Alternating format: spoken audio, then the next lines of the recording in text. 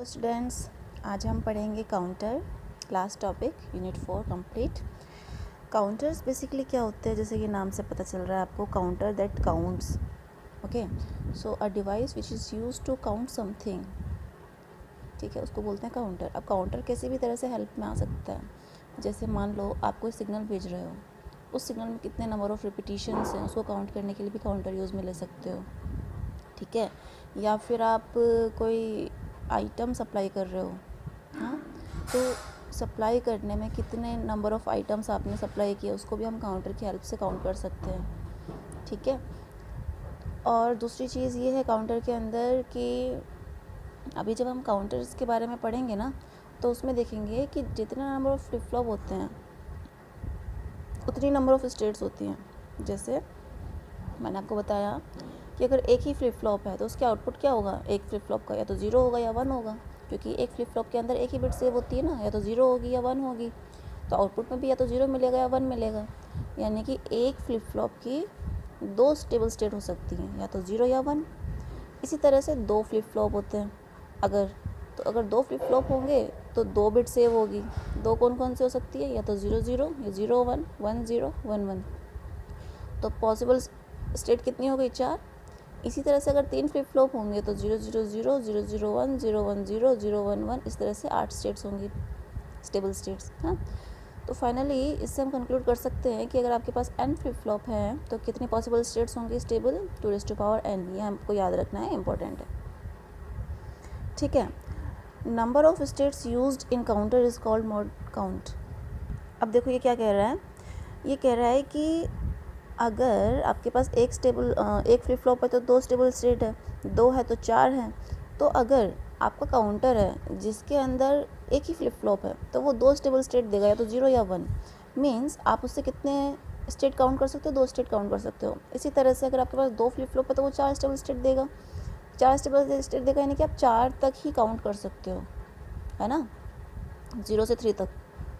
तो यही है कि इसके बेसिस पे हम काउंटर का टाइप डिसाइड करते हैं कि वो कौन सा काउंटर है। ये जो आपने लिखा है ना कि अगर आपके पास कैपिटल N फ्लिप फ्लॉप है तो 2⁻n स्टेट होंगी। तो जो 2⁻n स्टेट है इसको तो बोला जाता है मोड, ठीक है। क्या बोलते हैं इसको, मोड। और ये मोड किस पे बेस होता है कि स्मॉल n पे। स्मॉल n क्या है, नंबर ऑफ फ्लिप फ्लॉप। और इसको हम बोल देते हैं 2⁻n को कैपिटल N यानी कि number of modes. Capital N क्या है, 2⁻n है। कैपिटल N को क्या बोलते हैं, नंबर ऑफ मोड्स, यानी कि 2⁻n को क्या बोलते हैं, नंबर ऑफ मोड्स। जहाँ पे स्मॉल n क्या है, स्मॉल n है आपका नंबर ऑफ फ्लिप फ्लॉप्स, ठीक है। तो अगर आपसे कोई कहता है कि मोड 10 काउंटर बनाओ, क्या कहता है, मोड 10 काउंटर बनाओ, तो आपको देखना है कि मोड 10 काउंटर बनाना है, यानी कि पॉसिबल स्टेट कितनी है उसमें, 10 है। तो पॉसिबल स्टेट 10 हो, इसके लिए आपको कितने नंबर ऑफ फ्लिप फ्लॉप चाहिए, लेट्स सी। अगर आपके पास 3 फ्लिप फ्लॉप हैं, 3 फ्लिप फ्लॉप हैं तो 2⁻3 कितनी स्टेट हो जाएंगी, 8। तो 8 में तो 10 आता नहीं है, तो ये तो पॉसिबल नहीं है। अगर हम 4 फ्लिप फ्लॉप यूज़ करें तो 2⁻4 कितना होता है, 16। हाँ, 16 के अंदर 10 आता है, 0 से 15 तक तो 10 आता है ये बीच में। तो मोड 10 काउंटर बनाने के लिए आपको कितने नंबर ऑफ फ्लिप फ्लॉप चाहिए, 4। तो इस बेसिस पे हम डिसाइड करते हैं। देखो जैसे यहाँ पे बताया हुआ है एग्जांपल में, मोड 10 काउंटर आपको बनाना था, और हम देखें अभी कि 2⁻3 = 8 है और 2⁻4 = 16 होता है। 16 के अंदर ही 10 आता है। तो यानी कि अगर आपको मोड 10 काउंटर बनाना है, यानी कि एक ऐसा काउंटर बनाना है जिसके अंदर नंबर ऑफ़ स्टेट्स कितनी हो, 10, तो उसके लिए नंबर ऑफ़ फ्लिप फ्लॉप कितने रिक्वायर होंगे, 4, ठीक है। और मोड 10 है, 10 मतलब डिकेड, तो मोड 10 काउंटर को डिकेड काउंटर भी बोलते हैं, ठीक। अब एक इम्पॉर्टेंट चीज़ एप्लीकेशंस काउंटर की जब हम पढ़ेंगे तो हम उसमें देखेंगे कि वो पल्स मेज़रमेंट के काम आता है, फ्रीक्वेंसी डिवाइड करने के काम में आता है, और काउंटिंग के काम में आता है। दूसरा वो डिस्टेंस मेज़र भी करता है डॉपलर इफेक्ट के थ्रू।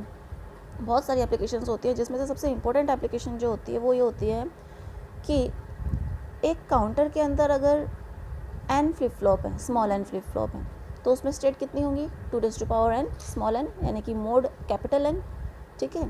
तो अगर कोई सिग्नल उस काउंटर के अंदर जाता है तो जो आउटपुट सिग्नल मिलेगा उसकी फ्रीक्वेंसी आपको f नहीं मिलेगी, जो इनपुट में दी थी वो नहीं मिलेगी, इनपुट से कुछ अलग मिलेगी। और वो क्या मिलेगी, f/n कैपिटल एन, जहाँ पे कैपिटल एन क्या है, इसका मोड। यानी कि अगर आप एक काउंटर में एफ फ्रिक्वेंसी का कोई सिग्नल भेजते हो तो जो आउटपुट पर फ्रिक्वेंसी मिलती है वो एफ़ नहीं मिलती है, एफ़ से कुछ कम मिलती है। कितनी कम मिलती है? जिस मोड का ये काउंटर है उस मोड से डिवाइड कर देते हैं। जैसे अगर ये मोड 10 काउंटर है तो f/10 मिलेगी। ध्यान रखना, मोड से डिवाइड करते हैं 2n से, स्मॉल n से नहीं करते हैं, नंबर ऑफ फ्लिप फ्लॉप से डिवाइड नहीं करते हैं, इसके मोड से यानी कि टोटल नंबर ऑफ स्टेट से डिवाइड करते हैं। ठीक है, जैसे कि आपने यहाँ पे मोड n काउंटर पढ़ा है, मोड n यानी कि इसमें कितने नंबर ऑफ स्टेट्स हैं, 2n, तो इसमें जो आउटपुट फ्रिक्वेंसी मिलेगी आपको वो f/2n मिलेगी, यानी कि f/N मिलेगी। तो इसको बोलते हैं फ्रिक्वेंसी डिवाइडर। इसलिए काउंटर की सबसे इम्पोर्टेंट एप्लीकेशन है वो यही है कि ये फ्रिक्वेंसी डिवाइड करता है। ठीक है, अब अगर ये तो हो गई एक सिंगल फ्लिप फ्लॉप की बात। अगर आपके पास कैस्केड कंडीशन में 2 काउंटर लगे हैं, जिसमें से एक तो है मोड 3 काउंटर, एक है मोड 4 काउंटर, तो जो आउटपुट फ्रिक्वेंसी मिलेगी अब क्या मिलेगी, तो उसमें क्या करते हैं, जैसे अगर हम जनरल कंडीशन ले लें, मोड m काउंटर है और मोड n काउंटर है, दोनों कैस्केडेड हैं, इनपुट दिया है f फ्रिक्वेंसी का, आउटपुट ले रहे हैं, तो जो आउटपुट फ्रिक्वेंसी है वो क्या मिलती है आपको, f/m/n, यानी कि इस काउंटर का मोड, जैसे अगर ये मोड 3 काउंटर है तो 3 इंटू मोड 4 काउंटर है तो 4, 3 इंटू 4, तो जो आउटपुट फ्रिक्वेंसी मिलेगी वो कितनी मिलेगी, f/3 इंटू 4, यानी कि f/12। ठीक है, ये ध्यान रखना है, ना तो f/m करना है, ना f/n करना है, ना f/m+n करना है। क्या होती है आउटपुट फ्रिक्वेंसी, f/m/n। ठीक है, जैसे एग्जांपल है कि mode 3 counter, mode 4 counter, mode 5 counter को कैस्केड कर दिया है, तो बोल रहा है कि आउटपुट फ्रिक्वेंसी बताओ, तो इन तीनों मोड्स को आपस में मल्टीप्लाई कर देंगे, 3 इंटू 4 इंटू 5, तो जो आउटपुट फ्रिक्वेंसी आपको मिलेगी वो कितनी मिलेगी।